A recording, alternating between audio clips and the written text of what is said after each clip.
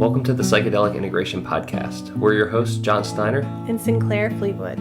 We're experienced psychedelic guides, retreat facilitators, and keepers of the sacred fire on a mission to help you transform your mystical medicine experiences into a sustainable way of life. Did you connect with a vision for your life through your work with plant medicines but have no idea how to make it happen?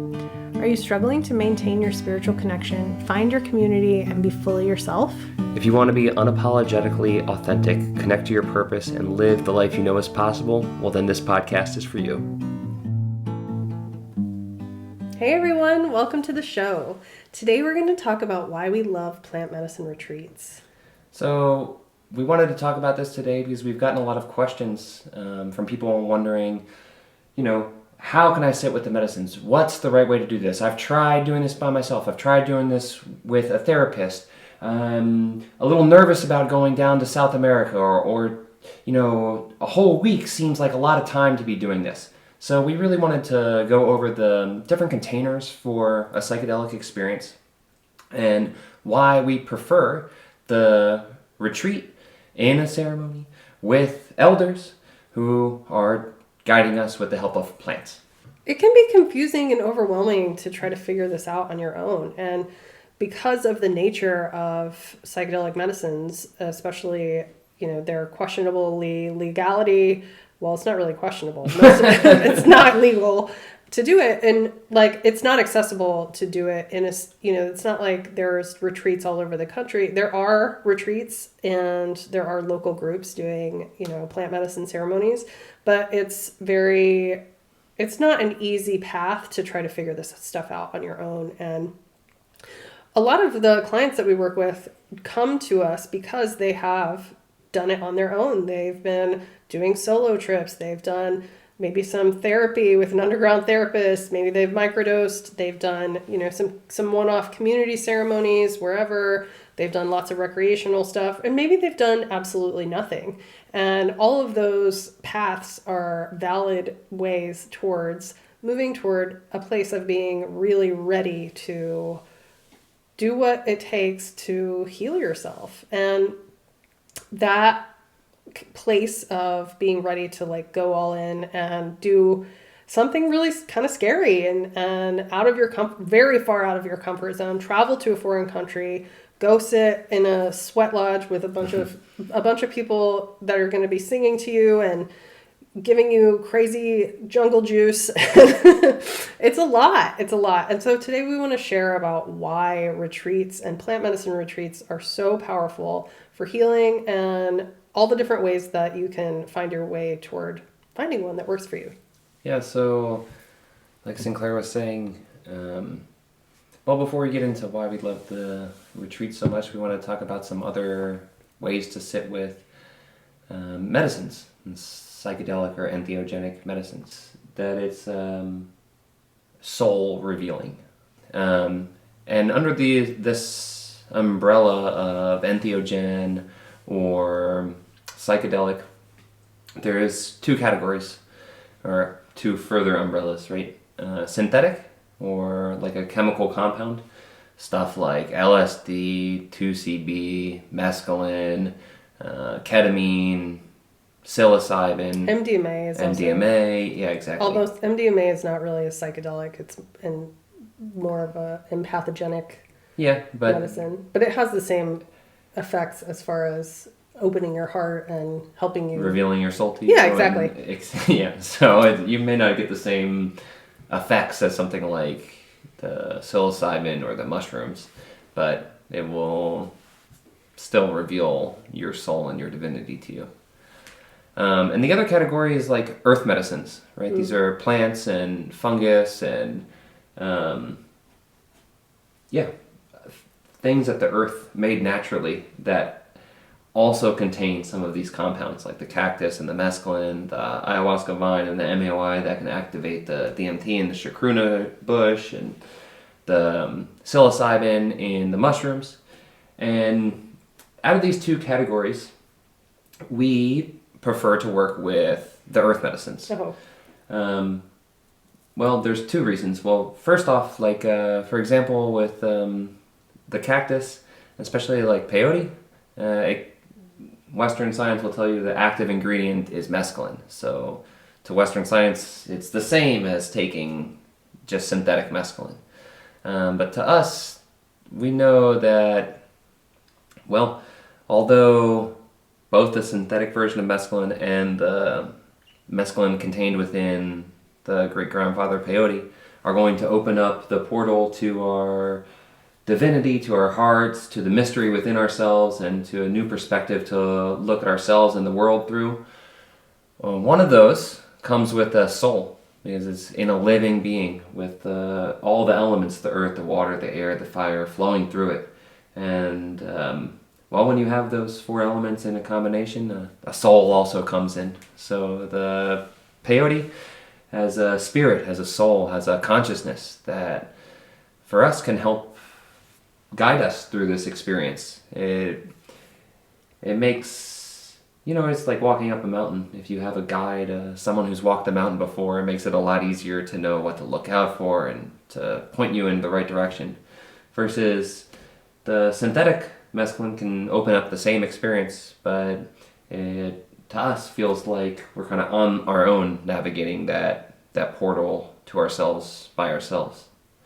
I would say the other thing is that synthetic mescaline is one compound, and then, like, for example, in the peyote plant, in addition to the mescaline, there's over 60 other compounds that have antimicrobial, antiviral, like MAOIs. There's all sorts of other stuff in there. Alkaloids that help to increase the effectiveness of the mescaline and help to heal our body and mind, our emotions, our spirit, heal us holistically in a bunch of different ways. So, and well, it's our understanding that all the plants are like that, all the earth medicines with the soul and the other compounds and the guidance. So that's why we prefer them. And that's not to say that there's anything wrong with doing your psychedelic work from where you are. We always say start where you are.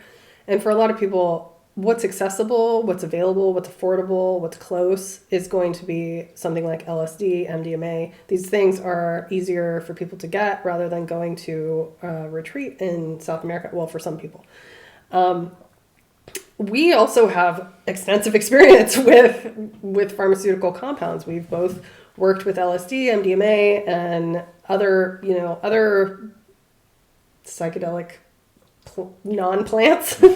And it's through these learnings, through these experiences that we've had with them, where we've realized, what really aligns for us is these earth medicines, because it's, we talk about this all the time. The purpose of this work is to align with your highest self and to align with the highest good for everything. And we feel that most strongly when we work with earth medicines over the pharmaceutical versions. That's not to say that you can't have breakthroughs and powerful healing with ketamine or LSD or any of these things. But for us, we really believe in not only the earth medicines themselves as a tool, but the people who carry these medicines, the shamans, the medicine people that have gone through training and really understand the power of this ancient consciousness, and have, well, John said this really beautifully yesterday about the unbroken tradition. Yeah, there's a lot of benefits, right, to sitting in a circle with elders. And the way that the knowledge has been transmitted is, from teacher to student, from generation to generation, from mouth to ear, of people sitting in ceremonies and having their own experiences and asking questions and being in the guidance of someone who's walked the path before them.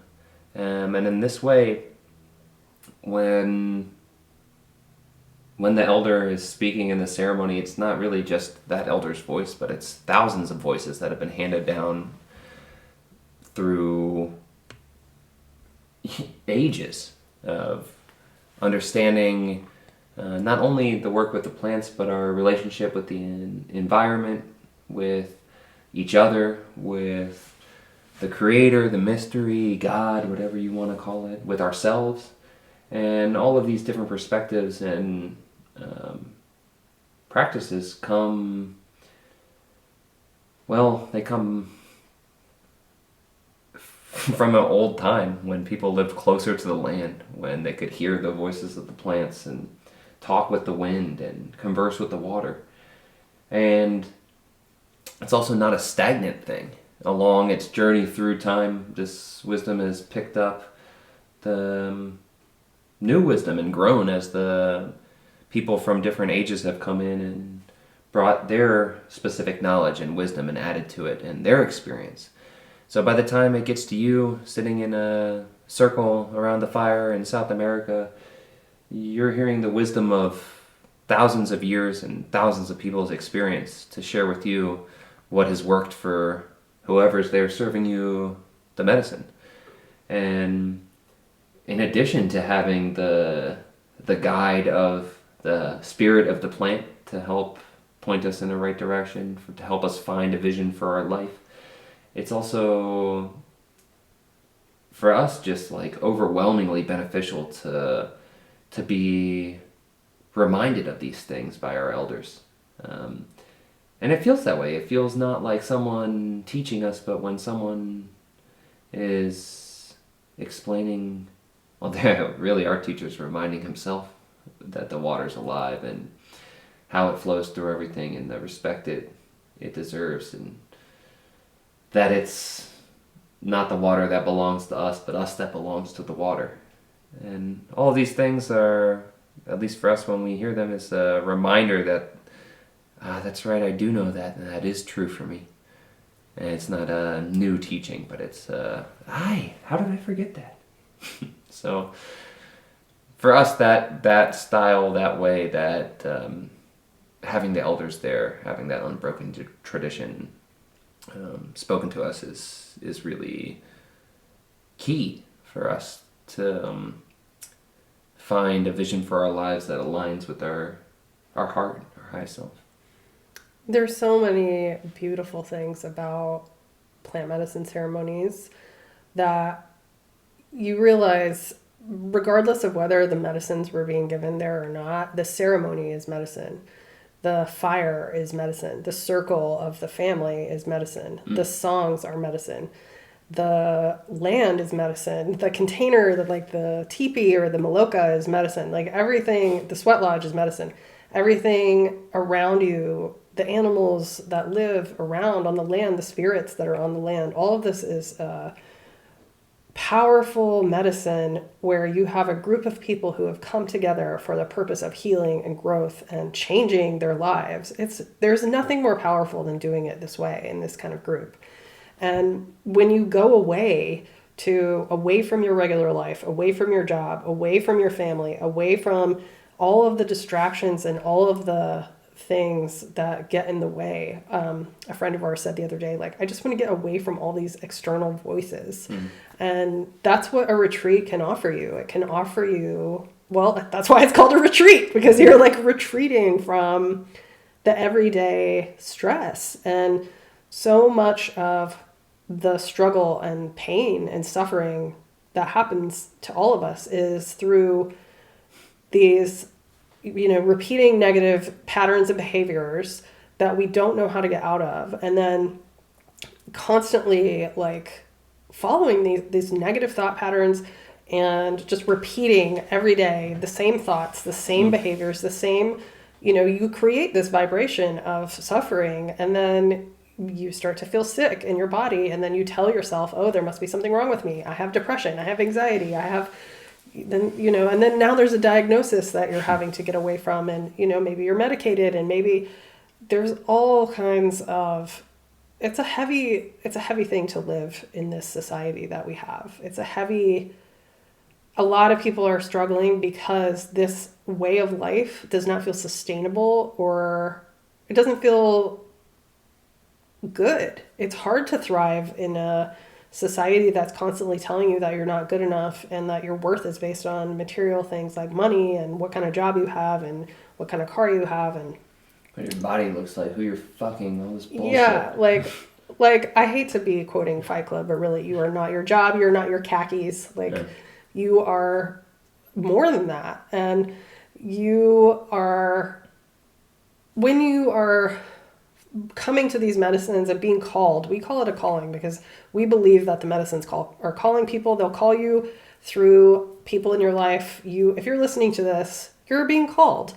And a lot of times it's like, okay, well, I want to do this where I am. I can't afford a retreat. I don't want to put that much time and effort and money. This is too much. I want to just do one thing and have it be done.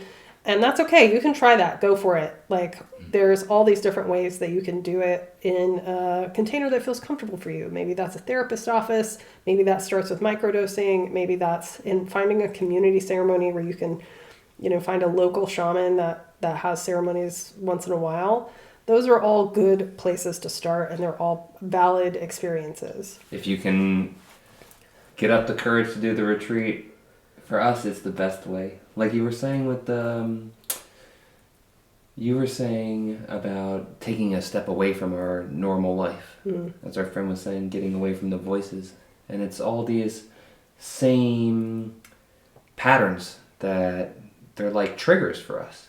So it's, we go to work and we have a trigger of getting angry. So taking all the triggers out, whatever it is, just dropping all of them for a while, dropping the communication with everyone and focusing time inwardly. And then you're going somewhere else. So one of the things that, for me, that the plants and the compounds too, they put us in this non-ordinary state of reality, right? So it's a new way of perceiving. We see things that we didn't see before. We notice in new ways. And it's through the noticing in new ways that we're able to heal, to gain new perspectives on our trauma or ourselves or something in our pattern of being. And this too happens just by traveling.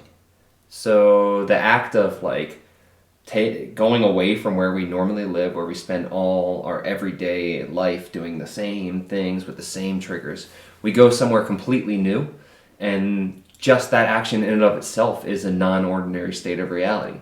So it's new stuff to look at. It's new information coming in through our senses. So we have heightened senses.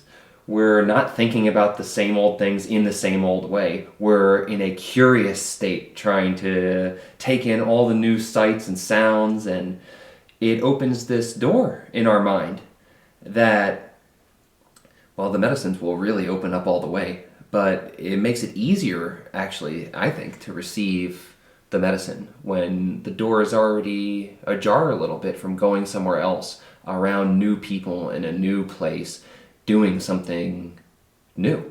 It's helpful for us to... It's exciting. Yeah. South America is exciting. Mexico is exciting. Central America is exciting. It's a beautiful, vibrant, alive... Latin America is magic. It's alive in a different way than the West. It's more feminine and more wild and more loud and more... Everything is a little more dangerous there.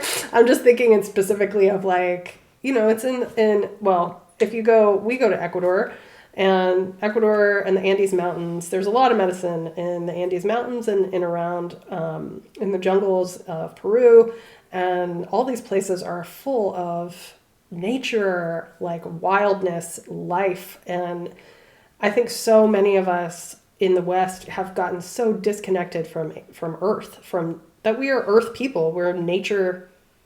We're animals. We are wild. We're really wild animals that have put on clothes and decided we're going to sit in cars and work at computers.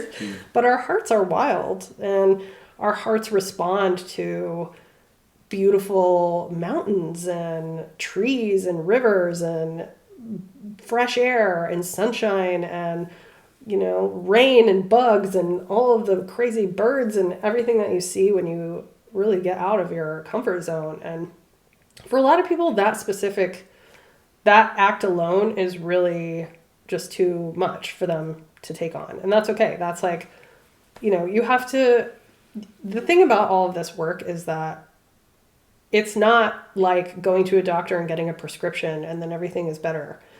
That doesn't actually work anyway. They're just prescribing something so that you don't feel the symptoms anymore, but that's not what healing is. Healing is taking responsibility for yourself, deciding that you get to choose how your life is. You get to choose your vibration. You get to choose what happens in your life, and you get to choose how you perceive what has already happened in your life. And you can write yourself a new story, but you have to be ready and willing to do the work that it takes to do it, because this is not a like get healed quick situation. And especially if you're ready to go deep and really get to the core issues of what is making your life feel bad, a retreat is the fastest way to really go and you're only meeting yourself. And there's a lot of fear around like, oh, what will the medicine show me? Like it's going to be overwhelming and scary. There is nothing that you will find at the bottom of these at the deepest of these experiences that is more painful or more scary than suffering with what you have going on now. Well, some of the times the experiences are difficult or intense. And, well, it's through these experiences that we give birth to a new self. Well, or shed the layers that are not ourself. Mm-hmm. And, well, I was using the birthing example because, well, giving birth is painful. If you had no idea about giving birth at all, this was, I don't know, some alien came down and they don't give birth. And they walked into a delivery room. That's the only part of the experience of having a child that they saw. Something is wrong. This is not good. Everyone's sweating and crying. There's lots of yelling with blood. Yeah. What's going on? The hot mess. But it's through that this is just an intense part of this cycle. That is a beautiful cycle that gives birth to a new life. And, well, I don't know how it is to be a snake and shed its skin, but that also looks a little uncomfortable, or a crab molting or something like that. A butterfly. You outgrow Yeah. the skin that's there and break through it. So this part of breaking through and pushing past is difficult and challenging. But like what you were saying with the butterfly is like, well, after the butterfly comes out of the cocoon and is struggling and pushing against it and working its way out. The butterfly turned into goo in the cocoon. It didn't just grow wings. It dissolved and rebuilt itself. So after doing that intense thing, then it struggles out of the cocoon. And it's through that struggling that it gets the strength to flap its wings and to be able to fly and to taste all the wonderful, fragrant, sweet nectar of all the flowers around. So we've been talking about kind of the difficult part, but there's so much beauty and joy and healing in a retreat with a group. You become family with these people that have found their way to the same place as you at the same time. And everybody has this intention of, everyone has different struggles. Everyone has taken all these different paths to get to the same place. But that family that comes together will be bonded forever. Whether you never see them again or not, whether you become best friends, who knows?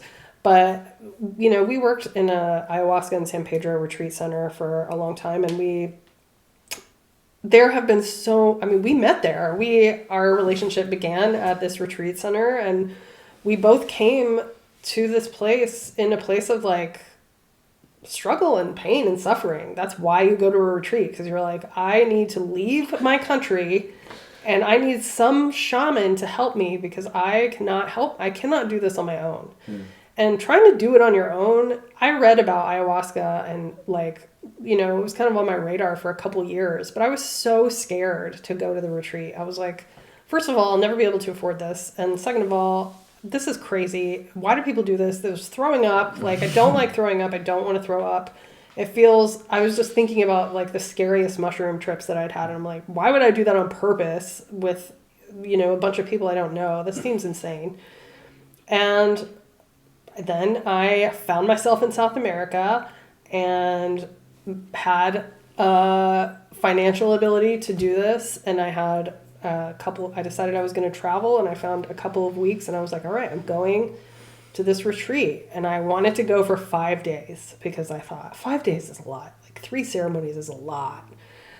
5 days was sold out. I was like, all right, maybe 7 days. 7 days was like a couple more ceremonies. Wrong, also sold out. All that was there was 12 days. And I only had this 2 weeks, and I really wanted to go to this place.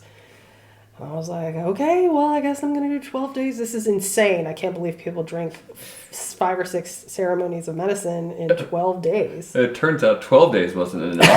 And you stayed for almost 2 years.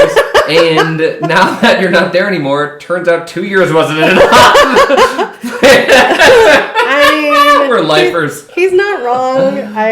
We're going to Ecuador in about a month to go visit our shaman family and to sit in as many ceremonies as we can, because it is such a powerful, healing, transformative, life-changing, beautiful experience. Even without the plant medicine, just the technology of the ceremony, just being in a place where you bring your best consciousness with no distractions to focus on whatever your intention is, even without the medicine, that's powerful.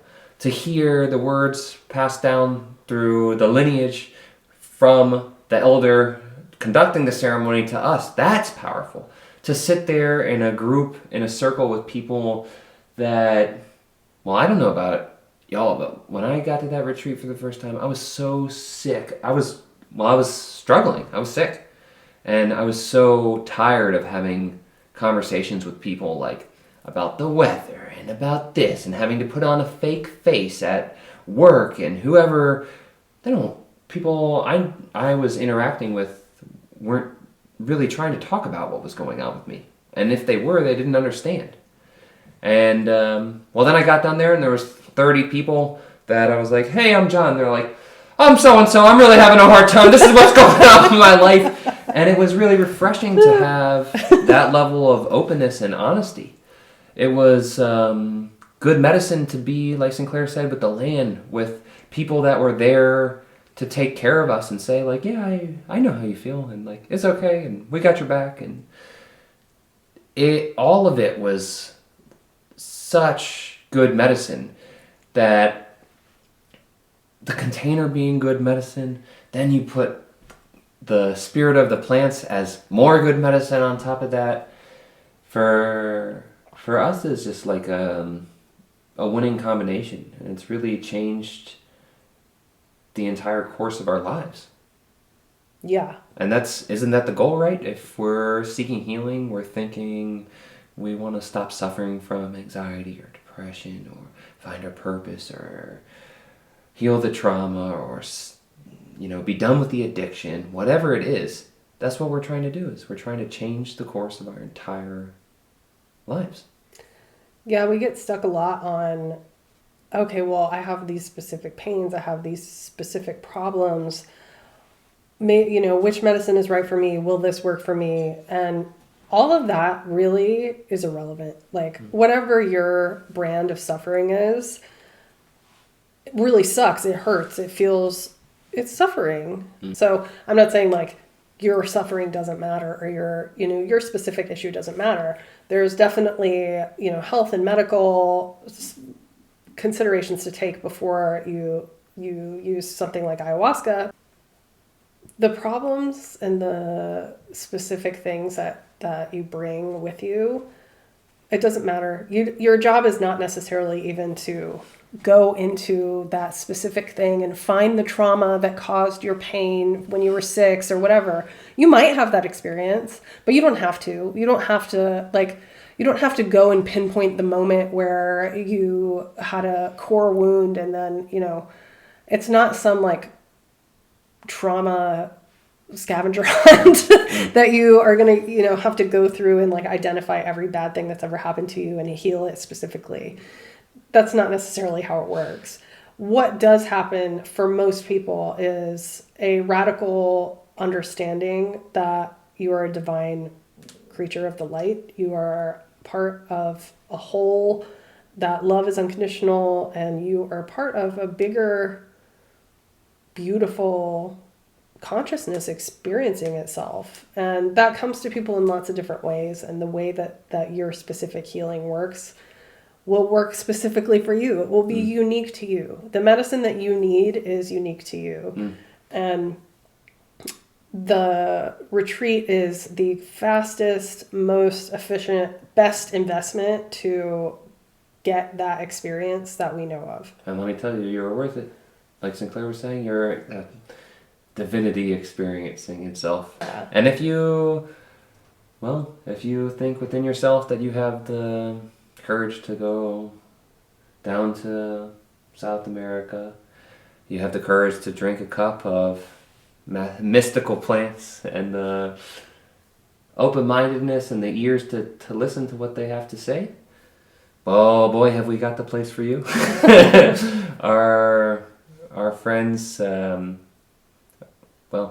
elders own a beautiful sanctuary in Mindo, Ecuador. It's a cloud forest, so it's like in the mountains, but kind of like rainforesty. There's toucans and, beautiful tree frogs and water flowing real close by. They all sing so nice. They all do everything heart forward. And they're if you would like to drink the medicines, ayahuasca in San Pedro, this is the place to go. Their land is called, and their spiritual sanctuary where they host the retreats is called Hayulima. Hayulima. And you can find out more information at hayulima.com. So let's talk about a second for, some of the, let's say you're ready, you want to go to this retreat, but there's objections. Maybe your little inner critic, or that voice in your head that tells you like, ooh, I don't like this. I don't want to get healed. You don't have enough money to do this. You can't take off work to do this. Going somewhere for 12 days is crazy. South America is crazy. Blah, blah, blah, blah, blah, blah, blah. Reasons why you can't do it. It's dangerous. You might, people die from this, whatever. Not really, but... So, let's talk about the practicalities of this. How much does it actually cost to go to this retreat? The retreat experience itself, if there's lots of different places you can go. If you want a luxury experience, you can find that. In Costa Rica in particular, they have some very nice, well-respected, well-reviewed places that are on the high end, and you're going to be very comfortable, and you can spend a lot of money, but you don't have to. The place that we recommend, Hayulima, is very affordable, and you will sit with the best shamans in the world. I mean, and I'm biased, but I really have nothing but the most respect and humble appreciation and gratitude for the family of shamans there, because working with them for a year absolutely changed my life and inspired me to do the work that I do now. It was one of the most powerful experiences in my life, just to sit in ceremony with them. So with all this healing, in the West, we tend to think of like things as events, a singular time that before was one way, this event happened, and after is another way, or like, it's really the same thing with like pills and stuff, right? You were not taking the pill, you had this thing, symptom. Do you take the pill? Everything's moving on. Take the blue pill. Yeah, exactly. So whatever it is happens in this instant. And, not everything in the West. Like therapy is a process. Mm-hmm. Well, all of this work with the plant medicines and going to a retreat is a process. And the process is really beginning. The process is really beginning when you get this calling, right? Mm-hmm. And you were saying, like, the calling comes in all sorts of ways. So, however it came to you, when you feel, maybe this is the thing, maybe this will help, and those thoughts start to get momentum. And the process has already begun at that point. The part of the process is like the crescendo is the retreat. Mm-hmm. But just like a wave crescendoing and breaking, that's not just it. So we need to prepare for the wave breaking. And afterwards we need to take care to see that this wave break doesn't just end there, but it rides all the way to the land where we want to be instead of lost out in the sea, like surfing or something, right? So with that, preparing, getting a clear intention, preparing your vessel, your mind, your spirit, your emotions, your body, and getting some practices in place and getting some support. So when you go to the retreat experience, you'll be really ready for sure to do whatever the work is that you need to do in the retreat. And then really what has inspired us to do this work is that we saw so many people change in the 12 days that they came to a retreat. Everything looked different. We saw their physical being. Yes. Like you could see they were coming transform. with shame or guilt or something. It was amazing. Their shoulders were hunched and their gaze was low and they were beat down. Their energy looked dull. Yeah. And then they had this experience through the retreat, and by the end of the retreat, the same people were standing up tall, and their gaze was forward and people in the eyes. They looked vibrant. Their skin tone looked different. They were empowered. They found their power within themselves. They got in touch with that divinity you were talking about, and the divinity is like a fire within us, and they were fanning that fire, making it big and glowing, and everyone could feel the light and warmth from the fire. And then some people go home and they keep that fire going. Mm-hmm. Other people went home and the fire seemed to go out immediately. When they got home, they lost it. They didn't have the support. They didn't have practices or tools in place. They didn't have someone who understood what just happened to them to talk to. Well, so we realized, man, the support is really vital. We talked to the people who were doing well and the people who were missing out. And it came to our attention that that's the missing key. So, we made this container of Mystical Heart Collective to help prepare, to give you some tools to navigate the experience, and then to offer you some tools, support, a container. Some practice. Exactly. Yeah, we have a 6-month container that we hold for people who are really serious about changing their lives, because it doesn't just happen at the retreat. The retreat is just the beginning. And the real change happens every day in every choice that you make, in where you put your attention, in where you put your presence, in the way that you talk to yourself and the way that you interact with yourself, and how you are in your relationships and how you are in your relationship with yourself. And how do you keep that fire of empowerment? How do you tend to that? Because a lot of us don't know how to do it. Like, it's okay that you don't know how. We didn't know how either. We made this program for ourselves because we came home from living at a retreat center and we were completely lost. Like, we got plugged back into the matrix and we did not know how to live.